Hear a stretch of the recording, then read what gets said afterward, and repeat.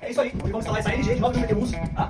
Já colocamos a chapa da máquina, já frangeamos o cobre. Vou falar pra você, quem já faz a franja do cobre antes de instalar a máquina é bravo, viu? Porque pra confiar nas medidas que faz antes, tem que ser um profissional muito qualificado, que é o que a nossa empresa tem, tá? Tudo marcado, tudo certinho, tamanho da máquina, polegadas do cobre, medida, certo? Então é isso aí. Essa máquina da LG é muito boa por isso, você só tira a parte de baixo dela, já tem acesso às válvulas, certo? Chega aqui, a parte fácil do serviço, né? Que é só colocar, né? Então, máquina colocada, ela ainda tem esse suportezinho aqui, ó. Coloquei só pra ele, a máquina fica assim, ó. Beleza? Aí aqui, tá o cobre, pra poder fazer a franja.